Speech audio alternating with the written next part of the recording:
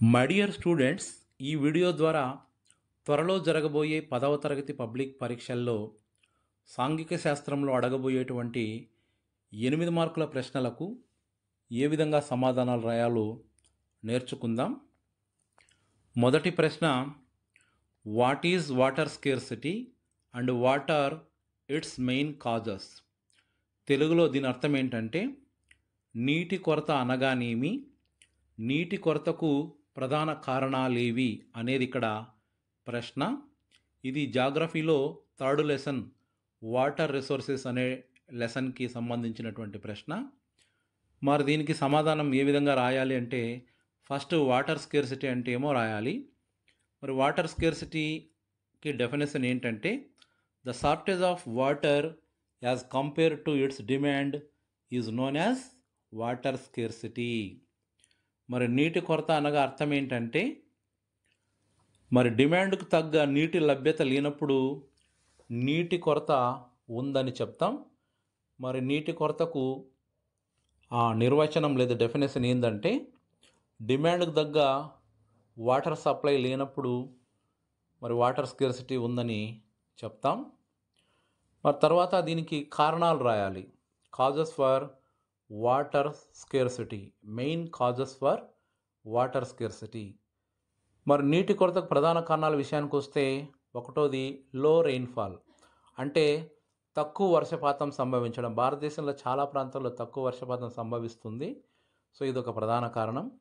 రెండోది over exploitation, అనగా ఉన్నటువంటి నీటిని, అంటే అందుబాటులో ఉన్న నీటిని అధికంగా ఉపయోగించటం వల్ల మరి అది నీటి కొరతకు దారితీస్తుంది. తర్వాత థర్డ్ పాయింట్, గ్రోయింగ్ పాపులేషన్ అంటే రోజు రోజుకి భారతదేశంలో విపరీతంగా, భారతదేశంలోనే కాకుండా ప్రపంచవ్యాప్తంగా జనాభా బాగా పెరిగిపోవటం వల్ల ఈ గ్రోయింగ్ పాపులేషన్ అనేది కూడా నీటి కొరతకు మరొక కారణం. ఇక ఫోర్త్ కాజ్ వచ్చేసి ఇన్క్రీజ్ ఇన్ ఇరిగేటెడ్ అగ్రికల్చర్. ఈ జనాభా పెరిగే కొద్దీ మరి ఇరిగేటెడ్ ల్యాండ్ పెరిగిపోతుంది. మరి ఇలా పెరగటం వల్ల వ్యవసాయానికి విపరీతంగా వాటర్ ఉపయోగించటం వల్ల అది కూడా నీటి కొరతకు దారితీస్తోంది. నెక్స్ట్ పాయింట్, ఇండస్ట్రియలైజేషన్ అనగా పారిశ్రామికీకరణ చాలా అధిక వేగంతో జరగటం వల్ల, మనందరికీ తెలుసు, పరిశ్రమల్లో నీటిని యంత్రాలను కూల్ చేయడానికి మరికొన్ని అవసరాలకి విపరీతంగా ఉపయోగిస్తారు. సో మరి అధిక పారిశ్రామికీకరణ అనేది కూడా దీనికి మరొక కారణం, అనగా నీటి కొరతకు ఇండస్ట్రియలైజేషన్ కూడా మరొక కారణం. తర్వాత next point, urban life style. అంటే మనం రూరల్ లైఫ్ స్టైల్తో కంపేర్ చేస్తే అర్బన్ లైఫ్ స్టైల్ ఎలా ఉంటుందంటే, నీటి వినియోగం మరి పల్లె ప్రాంతాలతో పోలిస్తే పట్టణ ప్రాంతాల్లో విపరీతంగా నీటిని వినియోగించడం, అంటే బట్టలు ఉతకడానికి కావచ్చు, స్నానాలకు కావచ్చు, ఇతర అవసరాలకి పల్లెలతో పోలిస్తే మరి పట్టణ ప్రాంతాల్లో అధికంగా నీటిని వినియోగిస్తారు. కాబట్టి అర్బన్ లైఫ్ స్టైల్ అనేది కూడా మరొక కారణం. Next reason, pollution of water resources due to fertilizers and pesticides. మరి ప్రస్తుతం మనం చూస్తున్నాం, మరి వ్యవసాయంలో పెద్ద మొత్తంలో రసాయనిక ఎరువుల్ని, రసాయనిక పురుగు మందుల్ని వినియోగించడం వల్ల జలవనరులన్నీ కలుషితమవుతూ అవి వినియోగించడానికి పనికి రాకుండా పోతున్నాయి. ఇది మరొక కారణం. తర్వాత నెక్స్ట్ కాజ్ ఏంటంటే, డిక్రీజింగ్ గ్రౌండ్ వాటర్ రిసోర్సెస్. రోజు రోజుకు భూగర్భ జలాల లభ్యత తగ్గిపోవడం కూడా మరి నీటి కొరత ఏర్పడడానికి ఒక ప్రధాన కారణం. ఈ విధంగా మరి ఈ పాయింట్లన్నీ మనం రాస్తే 8 మార్కులకి 8 మార్కులు తెచ్చుకునేటువంటి అవకాశం ఉంటుంది. తర్వాత ప్రశ్న, compare the advantages and disadvantages of multipurpose river projects. ప్రశ్న మరొకసారి చదువుతాను. Compare the advantages and disadvantages of multipurpose river projects. మనందరికీ తెలుసు ఇండియాలో మరి మల్టీపర్పస్ రివర్ ప్రాజెక్ట్స్ చాలా ఉన్నాయి. బాక్రా నంగల్ కావచ్చు, హిరాకుడ్, నాగార్జున సాగర్ లాంటి అనేక పెద్ద పెద్ద డ్యాములు ఉన్నాయి. అయితే వీటితో కొన్ని ప్రయోజనాలు ఉన్నాయి, కొన్ని నష్టాలు కూడా ఉన్నాయి. మరి ఇక్కడ ప్రశ్న ఏంటంటే మల్టీపర్పస్ రివర్ ప్రాజెక్ట్స్ వల్ల అడ్వాంటేజెస్ ప్రయోజనాలు ఏమున్నాయి, డిజడ్వాంటేజెస్ అంటే నష్టాలు ఏమున్నాయి, సమస్యలు ఏమున్నాయి అనేది ఇక్కడ ప్రశ్న. ఇది థర్డ్ లెసన్ జాగ్రఫీలో వాటర్ రిసోర్సెస్ అనేటువంటి లెసన్కు చెందినటువంటి ప్రశ్న. మరి మొదటగా అడ్వాంటేజెస్ విషయానికి వస్తే మల్టీపర్పస్ రివర్ ప్రాజెక్ట్స్ మనం కట్టడం ద్వారా ఇరిగేషన్ ఆఫ్ క్రాప్స్ పెరుగుతుంది. అంటే ఎక్కువ మొత్తంలో మనం పంటల్ని పండించవచ్చు, తద్వారా అధిక వ్యవసాయ ఉత్పత్తిని సాధించవచ్చు. ఇది ఒక ప్రయోజనం. Next electricity generation. పెద్ద పెద్ద డ్యాములు కట్టడంతో శ్రీశైలం ప్రాజెక్ట్ లాంటివి హైడ్రో ఎలక్ట్రిసిటీ ఎక్కువ తయారు చేయడానికి అవకాశం ఉంటుంది. ఇది మరొక ప్రయోజనం. తర్వాత water supply for domestic and industrial users. అంటే గృహాలకు, పరిశ్రమలకు తగినన్ని నీటిని ఈజీగా సరఫరా చేయొచ్చు మల్టీపర్పస్ రివర్ ప్రాజెక్ట్స్ పెద్ద పెద్దవి కడితే. అంటే మల్టీపర్పస్ రివర్ ప్రాజెక్ట్స్ పెద్దవి కట్టడం వల్ల పట్టణ ప్రాంతాల్లో, పల్లె ప్రాంతాల్లో గృహాలకు అలాగే పరిశ్రమలకు మరి తగినంత వాటర్ని సులభంగా సప్లై చేయొచ్చు. అలాగే నెక్స్ట్ మరొక ప్రయోజనం ఏంటంటే ఫ్లడ్ కంట్రోల్. అంటే పెద్ద మొత్తంలో వర్షాలు పడినప్పుడు వరదలు వచ్చి ఆ ప్రాంతం అంతా నష్టపోయే అవకాశం ఉంటుంది. అయితే పెద్ద పెద్ద డ్యాములు అంటే మల్టీపర్పస్ రివర్ ప్రాజెక్ట్స్ కట్టడం వల్ల మరి పెద్ద మొత్తంలో వరద వచ్చినా కూడా ఈ ప్రాజెక్టులో నీరు చేరిపోయి వరదలు కంట్రోల్ అవుతాయి. ఇది మరొక అడ్వాంటేజ్.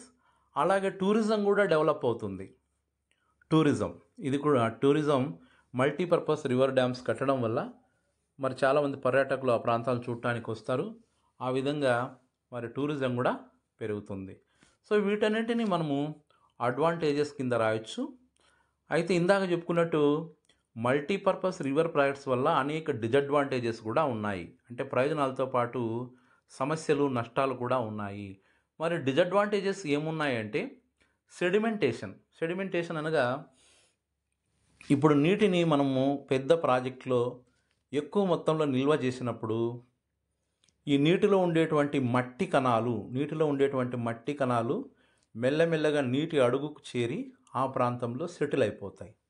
సెటిల్ కావడం ద్వారా రోజులు గడిచే కొద్దీ పెద్ద పెద్ద ప్రాజెక్టులలో ఈ సెడిమెంటేషన్ కారణంగా పూడిక పెరుగుతుంది. విపరీతంగా పూడిక పెరగటం వల్ల మరి మల్టీపర్పస్ రివర్ ప్రాజెక్ట్స్ రోజులు గడిచే కొద్దీ నీటి సామర్థ్యం కోల్పోతాయి. ఫర్ ఎగ్జాంపుల్ ఏదైనా ఒక డ్యామ్ కట్టినప్పుడు 300 టీఎంసీల నీరు పట్టే సామర్థ్యం ఉండేటువంటి డ్యామ్ ఒక 15-20 సంవత్సరాల తర్వాత ఒక 250 టీఎంసీల సామర్థ్యానికి చేరుకుంటుంది. అంటే 40-50 టీఎంసీల సామర్థ్యం తగ్గిపోయేటువంటి అవకాశం ఉంది సెడిమెంటేషన్ కారణంగా. ఇదొక డిజడ్వాంటేజ్.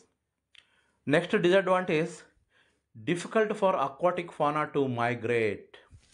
అంటే మల్టీపర్పస్ రివర్ డ్యామ్స్ చాలా పెద్దగా ఉండటం వల్ల అక్వాటిక్ ఫానా అంటే నీటిలో పెరిగేటువంటి జంతువులు మైగ్రేట్ చేయడానికి ఇబ్బంది పడతాయి. అంటే మనందరికీ తెలుసు నీటిలో పెరిగేటువంటి కొన్ని జీవులు అవి నీటి ఒడ్డుకు చేరుకొని గుడ్లను పెడుతుంటాయి కొన్ని సీజన్లలో. మరి ఈ డ్యామ్ చాలా పెద్దగా ఉన్నప్పుడు ఒడ్డుకు చేరుకోవడం మరి నీటిలో నివసించే జంతువులకి కష్టంగా మారుతుంది. ఆ విధంగా వాటి సంఖ్య, వాటి సంతతి తగ్గిపోయేటువంటి అవకాశం ఉంది. అంటే అక్వాటిక్ ఫానా మైగ్రేట్ కాలేక వాటి సంఖ్య తగ్గిపోయే అవకాశం ఉంది. Next submerge the existing vegetation. దీని అర్థం ఏంటంటే ఆల్రెడీ ఒక ప్రాంతంలో ఉండేటువంటి సహజమైనటువంటి చెట్లు, వృక్ష సంపద ఇదంతా కూడా ఏదైనా ఒక పెద్ద డ్యామ్ కట్టినప్పుడు అందులో మునిగిపోయి ఆ సహజ వృక్ష సంపద అంతా నాశనం అయ్యేటువంటి అవకాశం ఉంటుంది. తద్వారా అడవులు తగ్గిపోతాయి. అడవుల విస్తీర్ణం కూడా తగ్గేటువంటి అవకాశం ఈ పెద్ద మల్టీపర్పస్ రివర్ ప్రాజెక్ట్స్ వల్ల ఈ నష్టం జరిగే అవకాశం ఉంది. నెక్స్ట్ ఎర్త్క్వేక్స్ అంటే భూకంపాలు. మనం ఒక చోట మల్టీపర్పస్ రివర్ డ్యామ్ పెద్దది కట్టడం వల్ల నీరంతా ఒకే చోట స్టోరేజ్ అయిపోయి భూమి మీద ఒత్తిడి కలిగి ఆ ప్రాంతంలో భూకంపాలు వచ్చే అవకాశం కూడా ఉంది. ఇదొక disadvantage. Next, these projects cause water borne diseases, pests and pollution. నీటి ద్వారా సంక్రమించే వ్యాధులు సంఖ్య పెరిగేటువంటి అవకాశం మరి మల్టీపర్పస్ రివర్ డ్యాముల వల్ల ఉంది. అంతేకాకుండా ఆ రైతులు పెస్టిసైడ్స్ ఎక్కువ యూజ్ చేయటం వల్ల అంటే వ్యవసాయ పొలాల్లో రైతులు క్రిమిసంహారకాలని, పురుగు మందులను యూజ్ చేసి ఉంటారు. వర్షాకాలంలో ఏమవుతుందంటే ఈ పొలాల్లో ఉండేటువంటి ఈ పురుగు మందుల అవశేషాలు, తర్వాత రసాయనిక ఎరువుల అవశేషాలు వర్షాలు వచ్చినప్పుడు అవన్నీ కొట్టుకొని పోయి పెద్ద పెద్ద డ్యాముల్లో నిక్షేపించబడి మరి ఆ ప్రాంతం అంతా కూడా, అంటే ఆ నీరంతా కూడా కాలుష్యం అయ్యేటువంటి అవకాశం ఉంది. ఈ విధంగా మనం అడ్వాంటేజెస్, డిసడ్వాంటేజెస్ రెండు కూడా దీనికి రాయొచ్చు. తర్వాత ప్రశ్న, what are the different forms of power sharing in modern democracies? Give an example of each of these అనేది ఇక్కడ ప్రశ్న. దీని అర్థం ఏంటంటే తెలుగులో,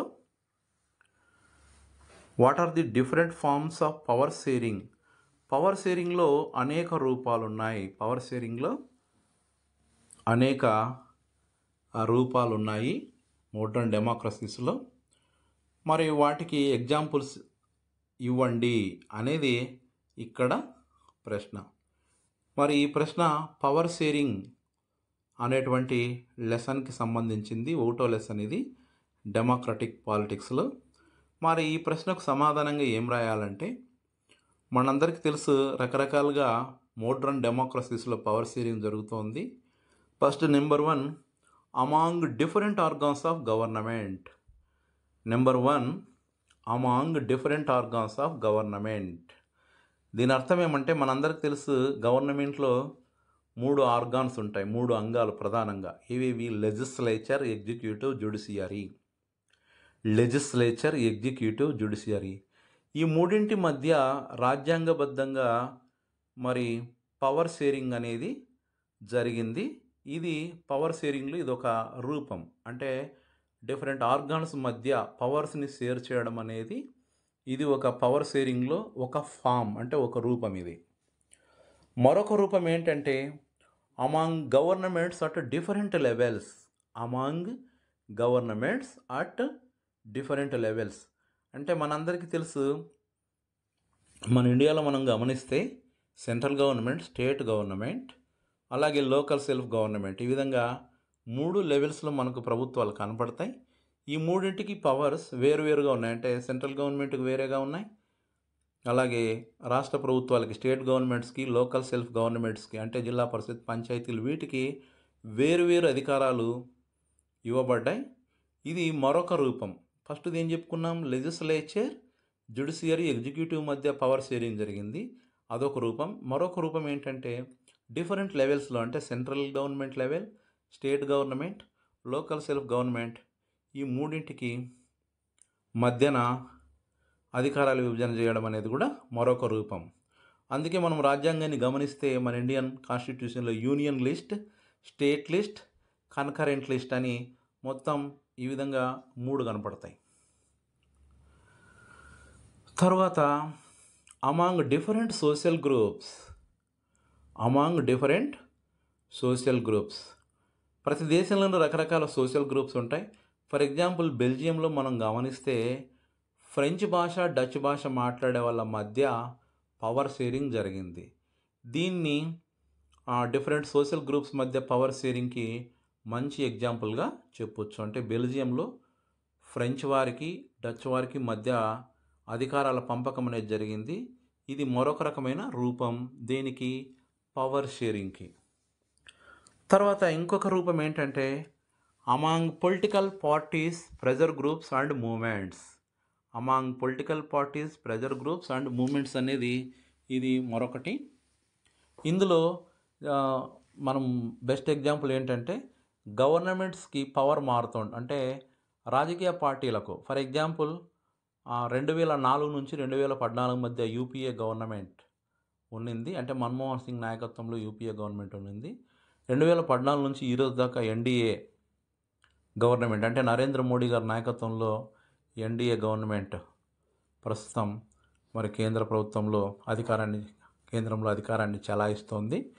దీన్ని మనం ఏమనొచ్చు, పొలిటికల్ పార్టీస్ మధ్య పవర్ షేరింగ్ అనొచ్చు. అంటే ఒకప్పుడు యూపీఏకి పవర్ ఉండేది, ఇప్పుడు ఎన్డీఏకి ఉంది. ఈ విధంగా మరి దీనికి సమాధానం రాయాల్సి ఉంటుంది. నెక్స్ట్ ప్రశ్న, what are the various challenges faced by political parties? దీని అర్థం ఏంటంటే ఆ రాజకీయ పార్టీలు ఎదుర్కొంటున్నటువంటి సమస్యలు ఏంటి అనేది ఇక్కడ ప్రశ్న. మరి ఈ ప్రశ్న పొలిటికల్ పార్టీస్ అనేటువంటి లెసన్కి సంబంధించింది, డెమోక్రాటిక్ పాలిటిక్స్ నుంచి. ఇది 4th లెసన్. మరి దీనికి సమాధానంగా మనం ఏం రాయాలంటే ప్రశ్న ఏంటి, పొలిటికల్ పార్టీస్ ఎదుర్కొంటున్నటువంటి సమస్యలు ఏంటి అనేది ఇక్కడ ప్రశ్న, ఛాలెంజెస్. మరి ఫస్ట్ ఏంటంటే, all over the world people express strong dissatisfaction with the failure of political parties to perform their functions well. దీని అర్థం ఏంటంటే భారతదేశంలోనే కాదు ప్రపంచవ్యాప్తంగా ప్రజలు రాజకీయ పార్టీలని విశ్వసించడం లేదు. అనగా రాజకీయ పార్టీలు ఎలక్షన్లకు ముందు అనేక మోసపూరిత ప్రకటనలు చేస్తూ మరి వాటికి కట్టుబడకపోవటం వల్ల ప్రపంచవ్యాప్తంగా రాజకీయ పార్టీల పట్ల ప్రజలు విశ్వాసం కోల్పోతున్నారు. ఇవి రాజకీయ పార్టీలు ఎదుర్కొంటున్నటువంటి ఇది ఒక పెద్ద సమస్య. మరి రాజకీయ పార్టీలు ఎదుర్కొంటున్నటువంటి అతిపెద్ద సమస్య ఏంటంటే ప్రపంచవ్యాప్తంగా ప్రజల్లో వీటి పట్ల విశ్వసనీయత సన్నగిల్లుతోంది, వీటిని నమ్మడం లేదు. ఇక రెండో సమస్య, popular dissatisfaction and criticism have focused on 4 problems. ముఖ్యంగా 4 సమస్యలు ఎదుర్కొంటున్నాయి, ప్రధానమైనటువంటి 4 సమస్యలు. ఏవి రాజకీయ పార్టీలు? ఒకటి, lack of internal democracy. First challenge వచ్చేసి మొదటి సమస్య ల్యాక్ ఆఫ్ ఇంటర్నల్ డెమోక్రసీ. అంటే ప్రతి పార్టీలోనూ అంతర్గత ప్రజాస్వామ్యం అనేది లోపించింది, అంతర్గత ప్రజాస్వామ్యం లేదు. ఇక రెండో సమస్య డైనాస్టిక్ సక్సెషన్. డైనాస్టిక్ సక్సెషన్ అంటే మరి ఇక్కడ అర్థం ఏమంటే వారసత్వ రాజకీయాలు. ప్రతి పార్టీ కూడా వారసత్వ రాజకీయాలని పెంచి పోషిస్తోంది. ప్రతి పెద్ద పార్టీ నాయకుడు తన కొడుకుల్ని లేకపోతే తన కూతుళ్ళని వారసులుగా పెంచి పోషిస్తూ మరి ఈ డైనాస్టిక్ సక్సెషన్కి ఇది కారణమవుతోంది. వారసత్వ రాజకీయాలు అనేవి కూడా చాలా పెద్ద సమస్యగా రాజకీయ పార్టీలకు పరిణమించింది. Third challenge money and muscle power. చాలా పార్టీలు డబ్బును విపరీతంగా వెదజల్లడం, కండబలాన్ని ఉపయోగించడం, మరి ఇది కూడా ఒక పెద్ద సమస్య అయింది. అంటే ఏ పార్టీకి అయితే బాగా డబ్బు, మజిల్ పవర్ ఉంటుందో, కండబలం ఉంటుందో ఆ పార్టీలు హవా చూపుతూ మిగతా పార్టీలను ఇబ్బంది పెడుతున్నాయి. ఈ విధంగా రాజకీయ పార్టీలు మరి మనీ అండ్ మజిల్ పవర్తో ఇబ్బంది పడుతున్నాయి. Next, meaningful choice, ideological differences. అంటే ఐడియాలజికల్ డిఫరెన్సెస్ పెద్దగా లేవు. ప్రతి రాజకీయ పార్టీ మేనిఫెస్టోని మనం గమనిస్తే పెద్దగా ఐడియాలజీ అంటే పార్టీల భావజాలంలో పెద్దగా మార్పు లేదు. అంటే ప్రతి పార్టీ కూడా అంటే ఇతర పార్టీలతో పోలిస్తే అన్ని పార్టీల భావజాలాలు అటు ఇటుగా ఒకే రకంగా ఉంటున్నాయి. పెద్దగా ఐడియాలజికల్ డిఫరెన్సెస్ లేవు. అనగా రాజకీయ పార్టీల భావజాలంలో తేడాలు లేకపోవడం వల్ల అన్ని పార్టీలు ఒకే రకంగా ప్రజలకు కనిపిస్తున్నాయి.